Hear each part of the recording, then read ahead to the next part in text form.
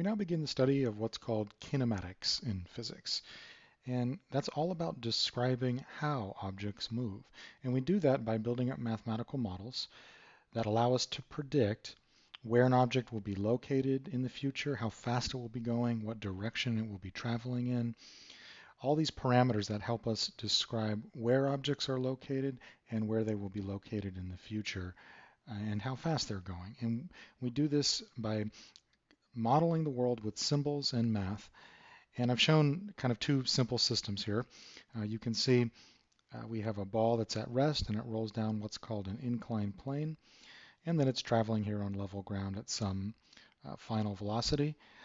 Likewise, another system here, maybe somebody is playing baseball and they just swung a bat or they threw a ball or something, and now the ball is flying through the air in what looks to be a parabola, and maybe it reaches a certain height above the ground and it travels a certain distance here from where it started, and then it lands somewhere. All these things can be known if we learn something about the fundamental rules of how objects move.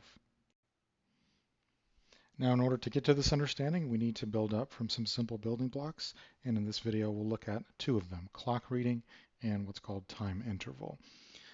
So clock reading is very simple. It's just the value in seconds on a clock at some instant in time.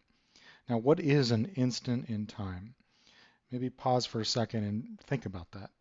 What do we mean specifically when we say this word instant? All right, pause the video, think for a second.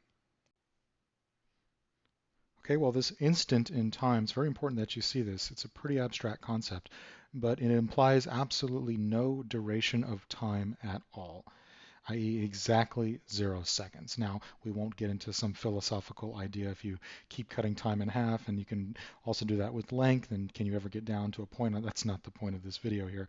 We'll take it for granted to mean that an instant in time has absolutely no duration of time at all. It is a singular moment in time. Okay.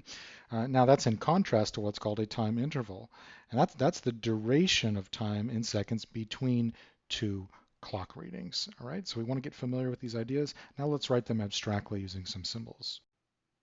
Okay, so we see the variable for clock reading is lowercase t, the unit is seconds, and likewise the variable for a time interval is the symbol called delta, which you say as the change in time, or the change in a clock reading, and then the unit is the seconds as well.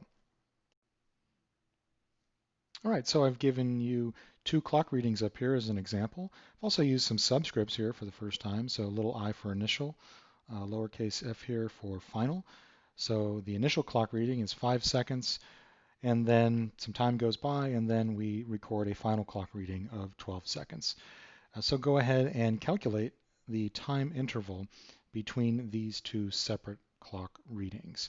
All right, you should be familiar, hopefully, with how to do something like this. I'll remind you this little symbol delta means the change in. All right, so good test of understanding. Pause the video and try it. All right, hopefully you got this easy little problem. And whenever you have change in some quantity, that means to subtract a final and an initial. So you'll take the final clock reading and subtract from that the initial clock reading. And we'll do that mathematically here. So 12 seconds minus 5 seconds. Make sure you have the units on there. And we end up getting a time interval between these two clock readings of 7 seconds. We could label this to be a little bit more specific with the subscript if we needed to distinguish this time interval from, say, another time interval, but we won't do that now. The time interval between these two clock readings is 7 seconds. Now to finish this video, let's also talk about this major idea in physics called instantaneous quantities. And I want you to look at my little picture here. I've shown a car, and I'm showing you 3 snapshots of the car. Maybe this was taken with a camera or something. Just took 3 pictures of the car as time goes by, right? What do you think I'm trying to communicate here about this particular car? Here's a hint. Take a look at these arrows down here. Pause the video and see if you can get it. All right, well, hopefully you could deduce here that this car is speeding up. That's what I'm trying to communicate as it's moving to the right. And I've also labeled here what I call moments. So moment 1, moment 2, and moment 3. And those are like snapshots. If we could freeze time at a particular instant in time, what would the car look like, where would it be located, and then how fast would it be moving. So here I'm showing it's moving quite slowly, then it goes kind of fast.